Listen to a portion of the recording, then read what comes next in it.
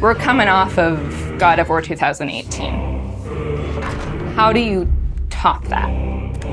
How do you deliver something that players will love maybe just as much as God of War 2018? The pressure was tremendous.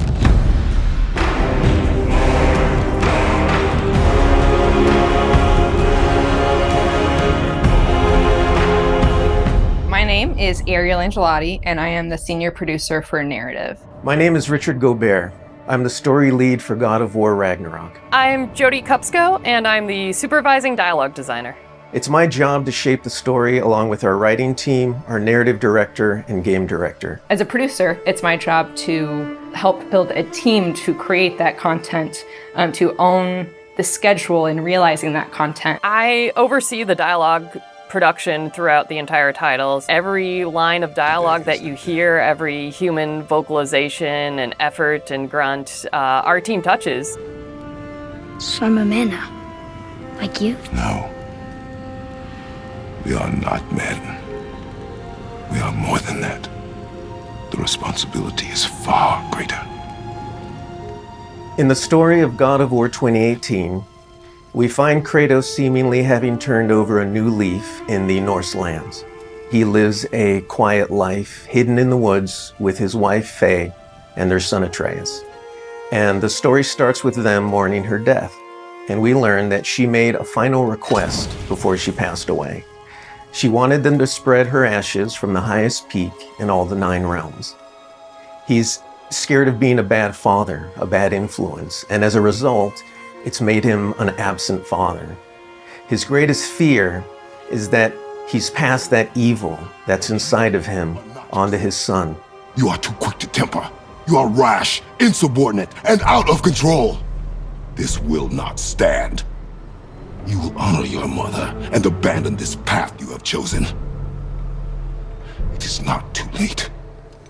They befriend Freya, who is an exiled Vanir goddess who used to be married to Odin. They meet Mimir, the self-proclaimed smartest man alive, who serves as their guide and their confidant.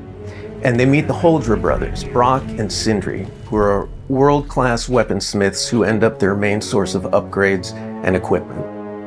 Now, among the enemies they make are the Aesir gods, whose leader is none other than Odin, someone we never meet in God of War 2018, but who casts a very long and dark shadow over the 9 realms.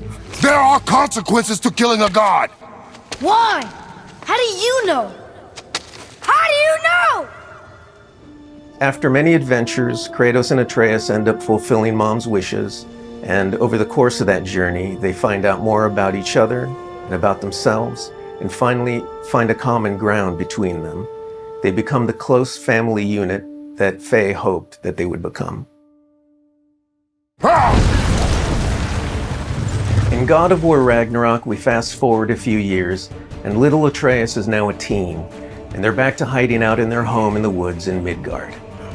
During the course of the previous game's events, they were forced to kill Odin's grandchildren, Magni and Modi, the sons of Thor.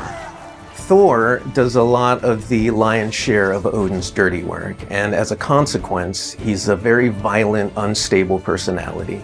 At the end of the last game, they were also forced to kill Baldur, the son of Odin and Freya, and that has its own set of consequences. He was a very powerful chess piece for Odin, one that Odin is incredibly bitter about losing. Freya has vowed vengeance against them for the killing of her son. Kratos and Atreus didn't want to kill him, they were friends with Freya, but Baldur tried to kill her in front of them, and Kratos had no other option in the moment but to kill him to save Freya's life, even though it meant losing Freya's friendship. I will parade your cold body from every corner of every realm and feed your soul to the vilest filth in hell. That is my promise. He saved your life. He robbed me of everything.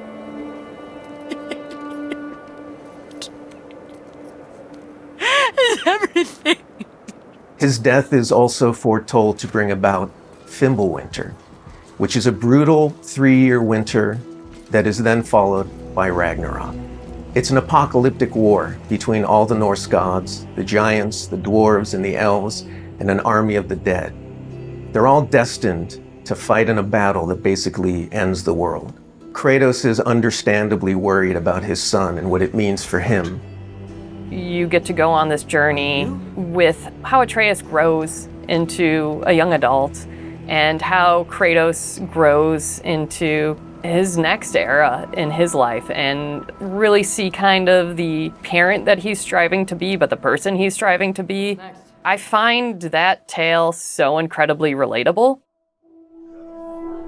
We had started shooting plenty of content before the pandemic hit. In fact, the week before we all went work from home, we were doing a shoot. I remember being on and off that set, running back to the office and having to talk to studio leadership about what was going down and how this was going to impact us moving forward. And those were trying times. For us, it was a very unique challenge because we had to bring in actors and we had to record them. And so we had to look at different ways of adapting our typical motion capture process and dialogue recording process so we can continue production and continue at the quality that we wanted for our players and our fans. We had some actors stand in for other characters, actors who were already, who were like core to one of the scenes, might just be able to play a background character in another scene to be able to avoid a situation where too many people were on set on any given day. We avoided compromising the story that we were trying to tell as a result of the pandemic and these limitations that we had to deal with. There were no cinematics that we changed. We still have the same characters in them in the final game. We just had to get a bit creative with how we shot the content. Our actor for Atreus, Sonny, is a teenage boy, and his voice changed dramatically throughout the several years on this title. I don't want to fight anyone. I just want answers. We had to go in and even out that performance so it sounds like it took place over a short period of time. That was a unique challenge on this one. The prophecies say Fimbulwinter leads to Ragnarok. War is coming. Whether the Norse saga was going to be a trilogy or just 2 games was something we debated a lot. There were obviously pros and cons for either approach. So we waited for Cory Barlog to weigh in, and he did, and he said, let's do it in 2. The consequence to that is, how do you wrap up this story in one game and do Ragnarok justice? How do we lead up to that and then have a big moment at the end of the game and wrap up all those loose threads? This game is bigger than what we initially envisioned. There's a lot of important story moments that we needed to cover. There are more characters that we follow the threads of. And ultimately, it ends up feeling big and epic because there is a lot there for people to enjoy. I am very excited for folks to see this final chapter. A lot happens. We put our characters through the ringer, but we also bring them closure and we provide answers to a lot of the questions the first game posed. Just all of the new combat that we're doing and the new interactions. There's a lot of stuff that's happening in this title that I think people are going to have fun with. We all have our own personal Ragnaroks to deal with. And this story is about how you process that, how you own it, and how you make it a part of yourself and grow from it. I mean, we set some stuff up. At the end of last game, there's going to be some consequences this game. We're going to see how things play out between Freya and Kratos. We're going to see how the evolution of the family relationship continues. You got Brock and Sindri, the dwarves, who are kind of part of your makeshift family now. And there's going to be some other characters that we introduce that maybe going to disrupt the balance a little bit. I can't wait until players get their hands on the game, are able to experience how the story unfolds for themselves. We have, I think, an incredibly well-rounded game. Very satisfying combat, beautiful and rich environments to explore, outstanding character art, a lush and moving soundtrack and soundscape. It's the work of hundreds of very dedicated artists, and they all have their own stories to tell.